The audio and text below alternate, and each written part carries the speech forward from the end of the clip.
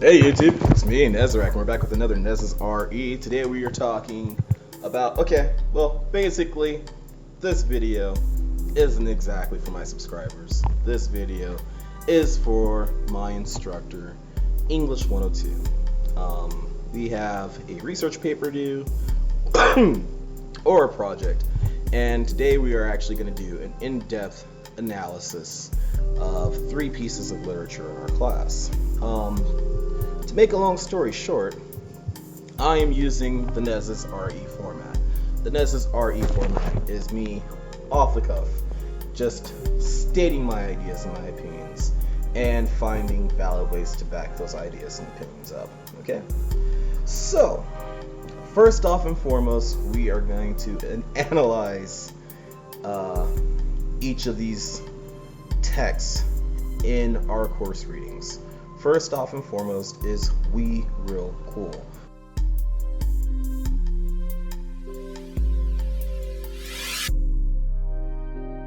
By Claudia Rankine.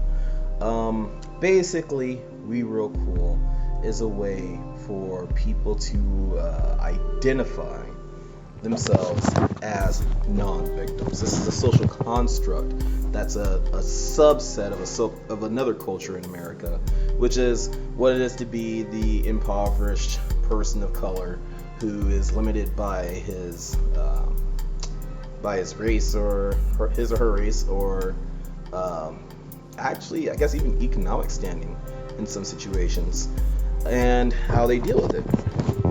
So in We Real Cool, we find ourselves looking at a number of individuals who basically just aren't looking to be victims anymore. We Real Cool was written in 1961, if I believe if I have that correct. And in that time, it was pre-civil rights movement, right on the cusp of the civil rights movement, right before Emmett Till was beaten and murdered.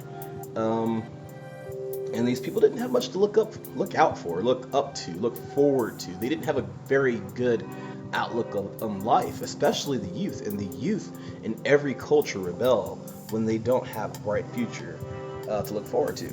And this isn't something that's just limited to Black people or Hispanic people. This actually goes to white people, Asian people, anybody who sees a pattern in their life, their community, and their culture, and they want to change the identity that they've been given, that they've been born into. So, and We Real Cool, I'm pretty sure that the context of the lives that these people are living in and the identities that they pick up while living in these lives are, I'm Black. And this is something that's kind of left to the imagination. I'm Black. At best, I'm gonna get a crappy job. I'm probably gonna buy the shittiest house in the shittiest area, and I'm gonna have a few kids and die. Okay? And sadly, it's kind of the same story today. This is how a lot of Black youth see their futures playing out. And this doesn't just go to Black youth. This goes to white youth, to Hispanic youth. This has broadened more since this poem We Real Cool was written. But it goes to show that the identity of these people has changed, that it evolves, and in some cases it evolves for the worse. And in this case, We Real Cool, just based on the text, we were cool, we left school, everything that they're talking about basically is delinquency. And the delinquency is a form of protest to, I'm not gonna grow up, get old, and die working for XYZ person. Yeah. So that is my take of We Real Cool. Instead of being born a victim of banality, instead of being born a victim of intended poverty and consequence of social constructs in the society, instead of being perceived as a future victim of what you want to indoctrinate me with, I'm just gonna be an asshole. I'm gonna do whatever I want and fuck your rules, all of them. That's what We Real Cool, in my opinion, kind of gets at. Fuck your rules. I'm gonna go do whatever the hell I want with whoever the hell I want, and I'm gonna brag about it because guess what? I'd rather live short, bright, and exciting at 90 miles an hour than die young or die old and have a boring life that has nothing achieved besides having kids and leaving behind a memory. You know, so that's what I gathered from Real Cool. This is the internal versus external identity. Internal, these guys are victims, and they know they're victims. They're destined to be victims in one way, shape, or form. So externally, become a rebel without a cause, a rebel to society. You know, their cause seems minuscule and like nothing to someone who's not in that situation, but their cause is, what else am I going to do? Am I going to sit around and die? Or am I going to go out and live? That's what I got from you. So, our next topic of discussion, and if I'm letting you guys down, it's because my shoulders are sore. I've been doing this over and over again. I tried to do interviews, so they didn't come out well. And I figured I'd disclose that now, so that way, you know, you guys know why I'm just bearing down on you like this. And I got a popsicle full of freezer. A freezer full of popsicles, not a popsicle full I almost said a popsicle full of freezers. Anyway, next we're talking about Shutter Island. Now, Shutter Island. This goes to identity, internal and external identity, and dissociative identity disorder. And Shutter Island is such a textbook case of DID. It's kind of sad how textbook it is. Basically, Andrew Latis is this guy. Well, you guys don't really need me to summarize Shutter Island. Let me get to the analyzing of this. So basically, this guy has an identity that he's identified with as, this is him, a war vet, a hero, a guy who goes out and cleans up the streets and takes care of all the bad parts of life, okay? This is the identity that Andrew Latis had prior to coming home, finding his kids murdered, and then out of just sheer pain and trauma, murdering his wife, okay? And the crazy thing is that he still felt guilty for murdering his wife. After his wife murdered his kids, he still felt guilty. He still felt like a shitty person, which is why I think in the movie Shutter Island, you see Andrew Latis come back. You see him wake up and realize that Andrew Latis isn't a monster. Teddy Daniels is a monster, okay? And that's a big statement coming from somebody suffering from such a traumatic experience, you know, like, that's a big statement, you know, that other side of me, that part of me that wants to escape the reality of my life is monstrous. It's ugly. It's the worst. Even though I've got all these ugly things in my past, you know, it's that ownership of what he went through that really makes him a kind of an inspirational character in the story Shutter Island, in the movie Shutter Island. And unfortunately, it kind of lends itself to kind of a cut and dry and boring storyline. But then again, we watched the movie, so I'm pretty sure in the book there's more to be said, more to be had, other than this psychopath Teddy Daniels, aka Andrew Latis, is walking around pretending that he's a cop and beating the shit out of him. So, the inner identity for Andrew Latis was Teddy Daniels. That's who he thought he was. The guy who's going to push and do everything he can to make sure that everything righteous in the world happens, a good force in society, and the external identity, the identity that he pushed off of himself before he came back to reality, was Andrew Latis. Andrew Latis was the worst type of thing until he woke up and realized the only thing he did wrong was ignore his wife. And that cost the life of his kids, that cost his freedom, and that cost his life's life. So, his wife's life. Say that 3 times fast. Anyway, that is my analysis of Shutter Island. Kind of simple, but at the same time, kind of simple. So, on to our last one, our last analysis of our last story, which is the most interesting story. It's The Zero. So, in The Zero, we follow the exploits of a person with dissociative identity disorder by the name of Brian Remy. Now, just to keep things organized here, we're going to call regular Remy, the Remy that we follow through the story, that narrates the story, Remy. And we're going to call the other Remy Brian. Okay, so Gap Remy is Brian, narrative Remy is Remy. So Remy, Brian Remy, this is both of them together, was present during 9/11. Okay, after 9/11, he wakes up in his room, okay, and he, like 2 days later, I think it is, and he has a gunshot wound to the head. Now, that's a sign that someone wants to kill themselves right off the bat. And I think that's a sign that was kind of overlooked in our class, in our discussions, when we talked about the things that Brian he was going through. Gap Remy and narrative Remy. I don't like using those terms because they're too hard to state when you're actually speaking. But Remy, which is narrative Remy, we look through this whole story through his eyes. And narrative Remy, aka Remy, doesn't have any memory, any recollection of anything pre 9/11, which is a really good indicator that this person that we're talking to isn't all there, and he's not all there for a reason. And I'll get further into that later on. We find out that Remy, narrative Remy, happens to just have these gaps in his memory, and he'll go weeks, months sometimes in these gaps and do all these behaviors and meet new people and make appointments and all this shit when he has no clue how he got there. He'll be sitting at a table and somebody will say, "Hey, what do you want?" And next thing you know, he's in the situation. I don't fucking know. What do you think I want?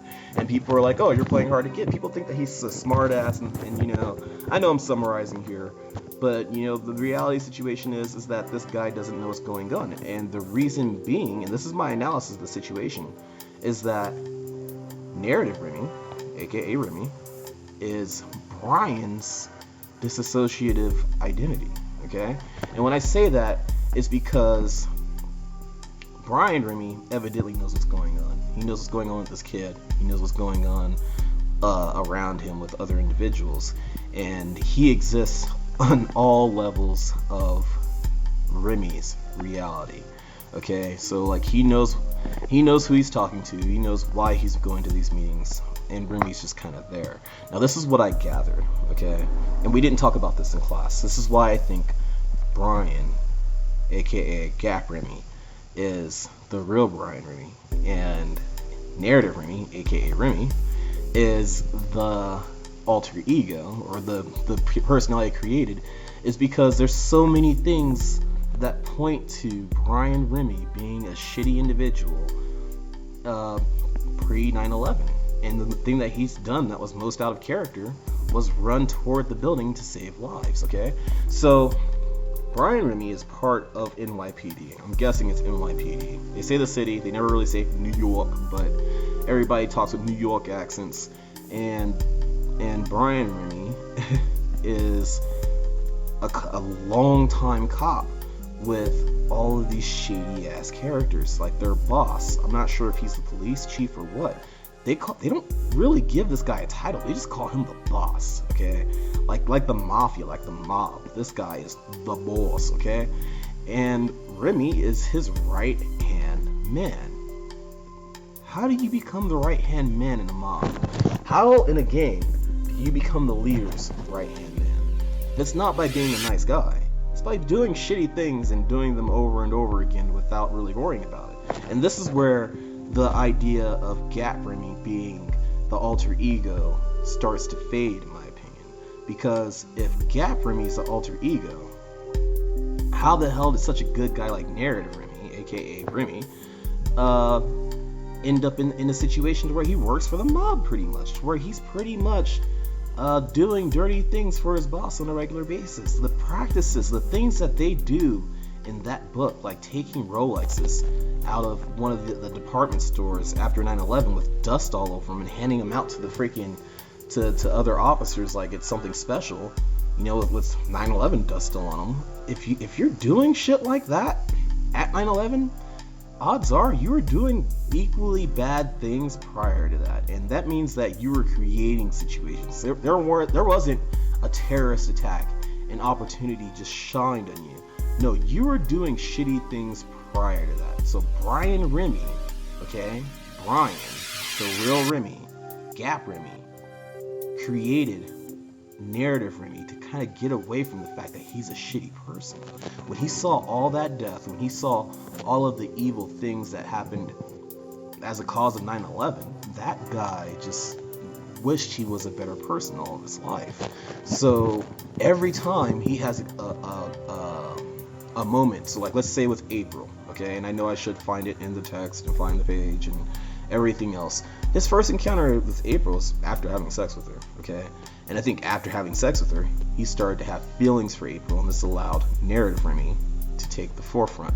The nice guy, the guy who can keep a girl like April, because regular Brian Remy can't do it, okay? He's a shitty person, he just can't do it, okay? And it happens throughout the actual book. Even when they have, God, I forgot his name, Hassan al-Assad, the guy that they had on a boat in international waters so they could torture him. When they had that guy on the boat, Gap Remy got him there. Gap Remy probably had everything to do with getting that guy there, but deep down inside, he wanted to be a good person and say, "This is wrong. I should let you go." And lo and behold, that's when narrative Remy pops up again, and it's a what's the word I'm looking for?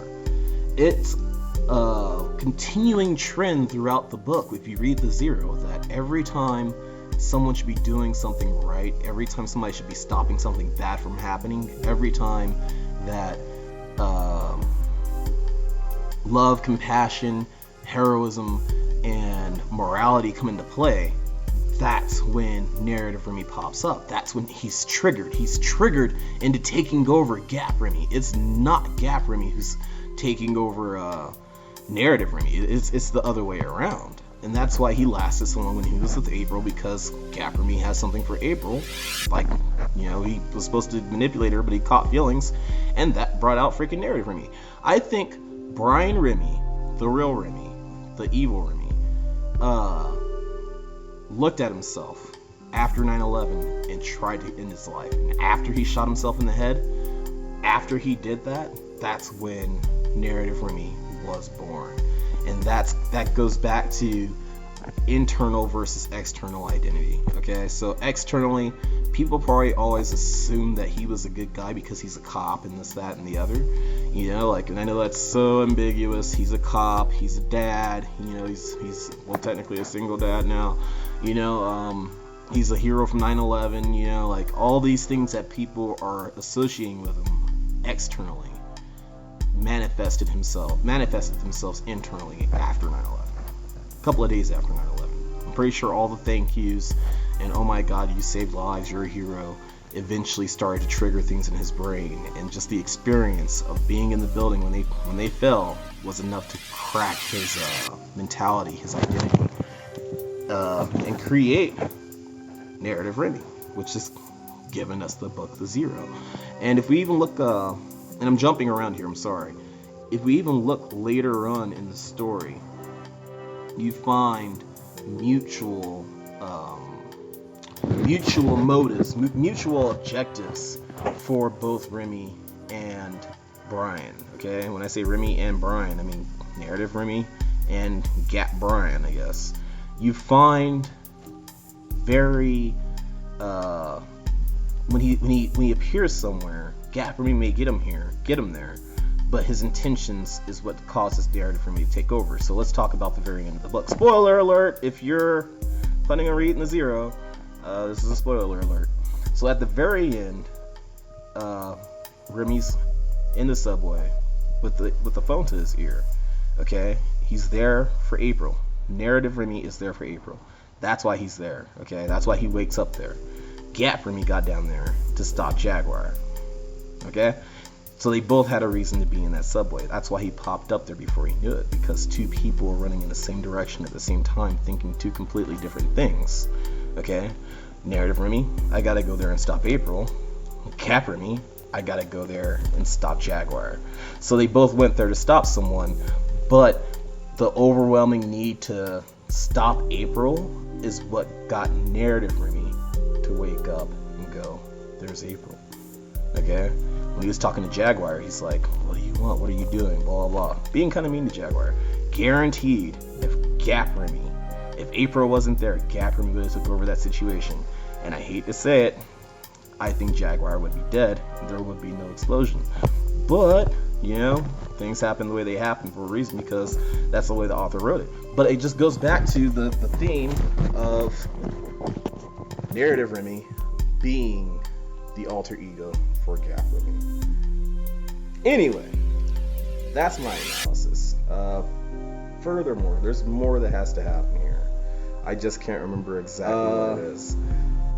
So, the identities that link between all three of these texts are what's expected of you and what you present to the public. That's your outer identity, okay? And for Remy, that was a good guy. That's what manifested Narrative Remy, okay? For Andrew Latus, that was Teddy Daniels, okay? That was the guy who did everything right and took care of his wife and didn't let his kids die and all that other shit. For We Real Cool, the young delinquents in We Real Cool, that's I'm not a victim of society. I can't control my own destiny. And even if that destiny's shitty, if I'm destined to be 6 feet under, fuck you, fuck your rules. This is who I want to be on the outside, because on the inside, I'm scared that I'm going to live a life that's not worth living. Those are the three identities, the connecting themes. And dissociative identity disorder ties to all three of those, okay? Like, even with Be Real Cool, you'll find that some people wear a uniform when they walk around. Now, I know I'm jumping again. I'm going to try to make this short. It's 12 minutes. I'll show you the picture.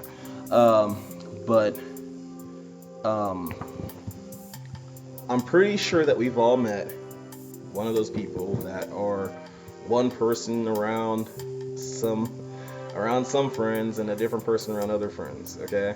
So in Be Real Cool, I'm pretty sure that when one of your friends, who's an intelligent guy, does all these great things, his name is Gabriel, okay?